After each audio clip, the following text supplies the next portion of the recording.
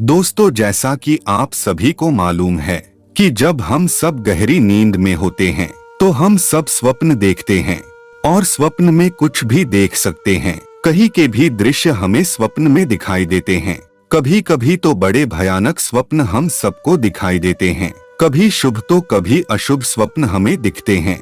ऐसे में हमारे दिमाग में कभी न कभी यह सवाल जरूर आता है कि आखिर सोने के बाद आत्मा कहाँ जाती है। नमस्कार मित्रों, आपका अपने चैनल सुंदर वचन में स्वागत है।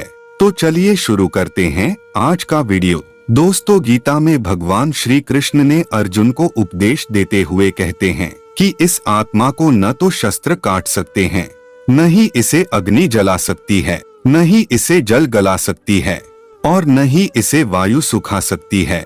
हमारी यह आत्मा उस परब्रह्म परमात्मा का ही एक अंश है जो कि अजर अमर अविनाशी है। इसका कभी भी अंत नहीं हो सकता है, लेकिन हमारा मन गति करता है। इसी मन की गति को ही हम आत्मा की गति समझते हैं। सोने का मतलब आपका चेतन मन सो गया है। चेतन मन जो कि हमारे शरीर का ही एक भाग होता है। चेतन मन वह है जिसे हम जानते हैं तथा इसी के आधार पर हम अपने सारे काम करते हैं। यह हमारे मन की जागृत अवस्था होती है। हमारे मन में जितने भी अच्छे बुरे विचार आते हैं वो सब चेतन मन की ही देन है। अंदर का मन कभी नहीं सोता, क्योंकि उसे इसकी कभी भी आवश्यकता ही नहीं होती है। चेतन मन जब सो जाता है तो हम बाहर की वस्तुओं को देखना और सुनना दोनों बंद कर देते हैं। आत्मा कुछ नहीं करती, क्योंकि वह एक अभौतिक सत्ता है तथा उसके अंदर कोई राग नहीं होता है।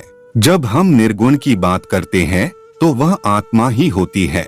जब हम सो जाते हैं तो हमारा अचेतन मन आत्मा के साथ मिलकर क्रियाशील हो जाता है। उसके बाद हम स्वप्न देखने लगते हैं।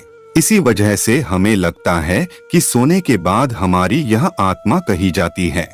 दोस्तों, अचेतन मन चेतन मन से बहुत ज्यादा शक्तिशाली होता है तथा वह चेतन मन से अधिक काम कर सकता है तथा वह भूत और भविष्य दोनों को देख सकता है। मृत्यु के पश्चात आत्मा चेतन मन के साथ नहीं जाता है, बल्कि अचेतन मन जाता है। शरीर के साथ ही चेतन मन नष्ट हो जाता है, परंतु अचेतन मन आत्मा के साथ जुड़ा होता है, जिसे हम कर्म का ढांचा कह सकते हैं।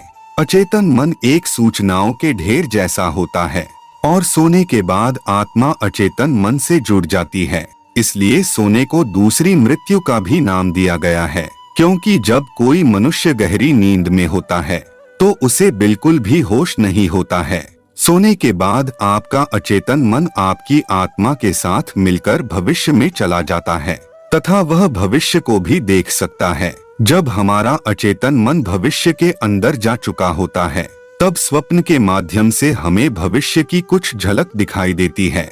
इस तरह के स्वप्न तब आते हैं जब हमारा अचेतन मन भविष्य के अंदर जा चुका होता है।